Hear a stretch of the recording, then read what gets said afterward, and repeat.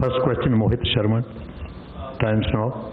Sir, I have a question with regards to the rapid testing case which seems to have come up. It very categorically focuses on how there have been some apprehensions. Mohit, just I'll add here. Sir. Before starting, a detailed press release has been just issued by ICMR today. So all those questions are already answered. Latest position is there. So if there is anything for Mr. Agarwal or from the MHA, address that question there. Sure. Yeah, ICMR, you can divert the question. Yeah. Absolutely. Okay. Sir, apart from the release that has already been issued, which specifically talks about how and the purchase did take place, sir, were the MHA and the Health Ministry not taken into consideration? They were not asked about the purchase, because it certainly seems that 225 rupee kit was marked up to around 600 rupees and then possibly purchased. However, the ICMR goes on to say that it did not procure any of it. The money has not changed hands, but yet how did this happen? Sir, let me just explain to you. First, let's start with the fact that rapid diagnostic kits have a very limited role to play. We have been highlighting to you, explaining to everyone that they have primarily role in terms of either epidemiological investigation or in terms of surveillance. Subsequent to that, based on duly following a process, जैसे कि मेरे senior colleague ने बताया है कि हम लोगों ने पूरा प्रोसेस फॉलो करते हुए टेंडर बुला के रैपिड डायग्नोस्टिक किट्स का जो टेंडर फाइनलाइज किया गया आईसीएमआर के द्वारा, जिसके बारे में उन्होंने डिटेल्ड प्रेस रिलीज इशू की है, वह काफ़ी सेल्फ एक्सप्लेनेटरी। अगर मैं शॉर्ट में आपको बताना चाहूँ तो उन्होंने टेंडर बुलाया, टेंडर बुलाते टाइम पर जो ऑर्गेनाइजेशंस ने सेंसिटिविटी और स्पेसिफिसिटी उसके जितने भी इंटरनेशनल सर्टिफिकेशंस हैं उनको सबमिट किया, जिसके बेसिस पर L1 को टेंडर दिया जाता है। टेंडर देने के बाद जब उन्होंने सप्लाई किया तो उसके बाद जब फील्ड पर उनके बारे में कंप्लेंट आई तो आईसीएमआर ने इमीडिएटली रिएक्ट किया। आप सबकी नॉलेज में है, उसके बेसिस पर रिएक्ट करके उन्होंने उनको कैंसिल भी किया और कोई भी पेमेंट उन ऑर्गेनाइजेशंस को नहीं दिया गया है। मुख्यतः जो हमें समझने वाली बात है कि हमारा एफर्ट है कि जो भी किट फील्ड में आए, अगर हम उनको लाते हैं तो कोई ऑर्गेनाइजेशन अगर हमारे को गलत डेटा देता है और फील्ड में वह उसके हिसाब से काम नहीं करता है तो उसके ऊपर रिक्वायर्ड एक्शन लिया जा चुका है। Online question: What is the plan to ensure the well-being of non-COVID patients dealing with other illnesses? Has the government decided on keeping a percentage of hospitals only for non-COVID patients, as people cannot depend on video calls for all consultations? So it is a very important issue. We have already brought to your notice that as far as infection prevention management is concerned, we should have dedicated COVID hospital, ताकि हमारे health कर्मी जो उनको treat कर रहे हैं उनको हम ढंग से ऑर्गेनाइज कर सके, इन्फेक्शन ना फैले। उसके अलावा जितनी हेल्थ फैसिलिटीज़ हैं उनमें चाहे वो मैटरनल चाइल्ड हेल्थ सर्विसेज हों, चाहे वह टीबी का पेशेंट हो, चाहे कैंसर के पेशेंट हों, चाहे डायलिसिस के पेशेंट हों, और इसी तरीके से चाहे वह हमारी इम्यूनाइजेशन से रिलेटेड सर्विसेज हों, वह उसी तरह से सुचारू रूप से चलती रहें। जो नॉन कोविड हॉस्पिटल्स में वह सर्विसेज प्रोवाइड की जाएं। एडिशनैलिटी के रूप में टेलीमेडिसिन सर्विसेज, क्योंकि हम लॉकडाउन की स्थिति में भी हैं, कुछ हमारे मूवमेंट रेस्ट्रिक्शंस हैं, तो अगर कोई नॉर्मल सर्विसेज के लिए पेशेंट कोई डिटेल्स चाहता है तो वह टेलीमेडिसिन की सर्विस का भी उपयोग कर ले।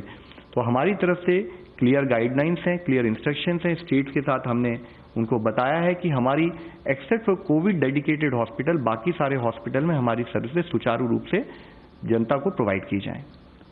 नतेंद्र सिंह, दूरदर्शन।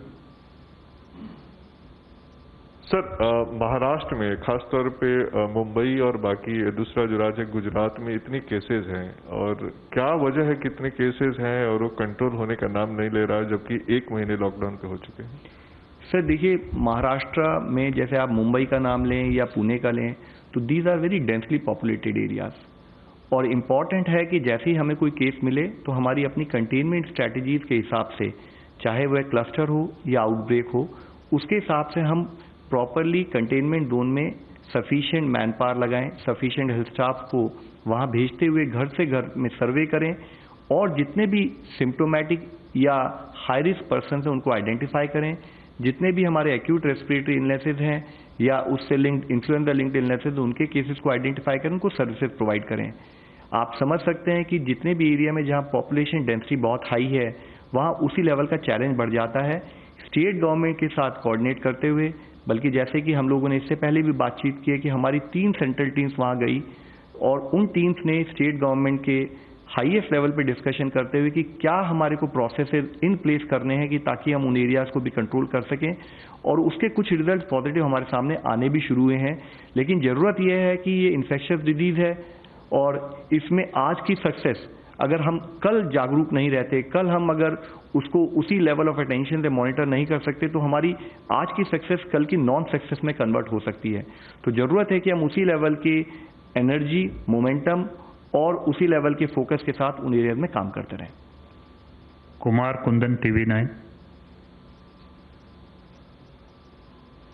लव सर, मेरा सवाल ये है कि जो रैपिड टेस्टिंग किट है उसके प्रयोग को राज्यों में बैन कर दिया गया है, जो कि अब सवाल ये उठता है कि जो RT-PCR टेस्टिंग किट है उसकी क्या उपलब्धता है, और जिस हिसाब से संक्रमित मरीजों की संख्या बढ़ रही है, क्या पर्याप्त मात्रा में ये टेस्ट किट है हमारे देश में? Sir, let me assure you कि पर्याप्त मात्रा में टेस्टिंग किट्स अवेलेबल हैं, और साथ ही जिस जैसे केसेस बढ़ते जा रहे हैं, हमने इससे पहले भी कई बार इस बारे में डिस्कशन किया है कि Indian response has always been graded. तो जैसे जैसे सिचुएशन का मैग्नीट्यूड हमें बढ़ते हुए लगता है उसको हम पहले से एंटिसिपेट करके उसके हिसाब से प्लानिंग करते हैं। RT-PCR test is the gold standard test for identification of a positive patient, और उसके तहत अगर आप देखें कि अगर जनवरी में हमारे पास एक लैब थी, हम प्रोग्रेसिवली हमने लैब्स की संख्या बढ़ाई है, उसके साथ ही हमने लैब की संख्या बढ़ाते के साथ प्राइवेट सेक्टर का इन्वॉल्वमेंट बढ़ाया है, प्राइवेट सेक्टर के थ्रू हमारे कलेक्शन सेंटर्स बढ़े हैं। तो अब जो रैपिड जो हमारा RT-PCR टेस्ट है उसकी सफिशिएंट अवेलेबिलिटी देश में है। हमारा जो सैम्पलिंग क्राइटेरिया है उसके हिसाब से हमारे टेस्ट होने चाहिए, और उस सैम्पलिंग क्राइटेरिया के हिसाब से we are in sufficient position, और जैसे जैसे अगर हमें नीड लग रही है ICMR के तहत उस पर काम किया जा रहा है और इंश्योर किया जा रहा है कि देश में जो नीड हो उसके लिए कोई भी कोताही ना हो। साहिल, ANI।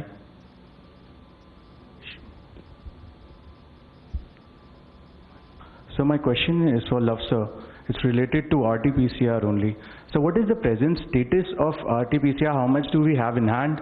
And when will we get the newer kits? And sir, will there be any change in the testing strategy as well?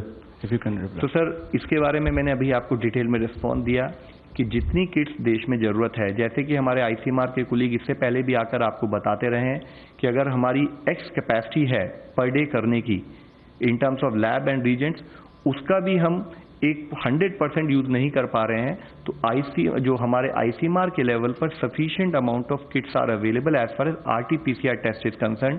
Not only sufficient amount of kits are available, we have also parallelly ensured geographical adequacy, क्योंकि बहुत जरूरी है कि जो case जिस area में आ रहा है ताकि हम उसको जल्दी टेस्ट कर सकें, उसके लिए जोग्राफिकली डिस्पर्स लोकेशन पर भी हमारी लैब्स की और कलेक्शन सेंटर की अवेलेबिलिटी, उस पर भी हमने काम किया है।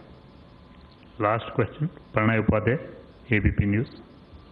सर, एक तो क्लैरिफिकेशन आपसे कि अगर आप कहते हैं कि पर्याप्त मात्रा में RT-PCR टेस्ट किट उपलब्ध हैं, तो किस टेस्टिंग क्राइटेरिया को आप ले रहे हैं, यानी प्रतिदिन कितने टेस्ट का अनुमान लेते हैं जिसमें आप ये आधार पर कह रहे हैं कि टेस्टिंग किट पर्याप्त है। दूसरा सवाल ये कि जो टेस्टिंग किट्स आप खरीद रहे हैं, और करीब 45 लाख रैपिड टेस्टिंग किट्स और आ रही हैं, और 25 लाख जो है वो कॉम्बो RT-PCR टेस्ट आप किट और खरीद रहे हैं ग्लोबल टेंडर से, तो उसमें ऐसी स्थिति ना आए कि इंपोर्टर और डिस्ट्रीब्यूटर के बीच का जो झगड़ा हाईकोर्ट में सामने आया, वैसी स्थिति ना हो, उसे अवॉइड करने के लिए या इंडियन मिशंस के थ्रू या जो direct government to government buying है, क्या उस रास्ते को एक्सप्लोर किया जा रहा है कि ये लेसन लर्न्स क्या है इस घटना के बाद के आपके? तो सर, जैसे मैंने आपको पर्याप्त के बारे में बताया है, क्योंकि मेरे ICMR के कुलीग इस समय मेरे साथ नहीं, तो मैं एग्जैक्ट फिगर अगर मैं दूं तो आपको या तो एग्जैक्ट फिगर दूं, या मैं आपको ये एश्योर कर सकता हूं कि जिससे कि हम हर बार डिस्कस करते हैं कि जितनी हमारी रिक्वायरमेंट है as a graded approach India में, उसके पहले ही सफिशिएंट ऑर्डर देकर उसको इंश्योर किया गया है।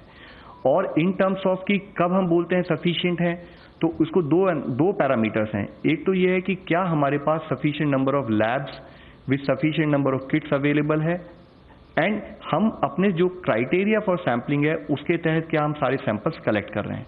तो अगर आप देखें, हम लोगों ने कई बार इस बारे में बात की है कि जो हमारे सैम्पलिंग क्राइटेरिया के हिसाब से जिन जिन के सैम्पलिंग होनी है, उसके लिए आज भी जो हमारी कैपेसिटी है हम उसको 100% यूज करे बिना सारे सैंपल्स को टेस्ट कर पा रहे हैं।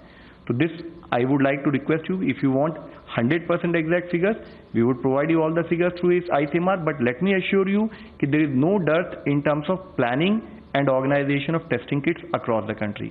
सेकेंड इशू जो आपने बताया है कि देखिए टेंडर का एक बड़ा डिफाइंड प्रोसेस होता है, उस प्रोसेस में जो भी ऑर्गेनाइजेशंस होते हैं वो अपने इंटरनेशनल या नेशनल सर्टिफिकेशंस प्रोड्यूस करते हैं, उसके बेसिस पर टेक्निकल इवैल्यूएशन के बेसिस पर हमने कोई टेंडर फाइनल किया। उस टेंडर को फाइनल करने के बाद किसी भी कारण से अगर उस ऑर्गेनाइजेशन से जो प्रोडक्ट फॉल्टी आएगा तो obviously as you are aware, तो as per the tender conditions उसके अंतर्गत उस पर हम कार्य करते हैं, उसका पेमेंट नहीं होता है। उस तरह की लर्निंग्स को इनकॉर्पोरेट करते हुए हम हमेशा इंश्योर करते हैं कि कोई भी किसी भी समय के इस टाइप की प्रॉब्लम हमारे को फेस ना करनी पड़े। Thank you, friends. Thank you very much.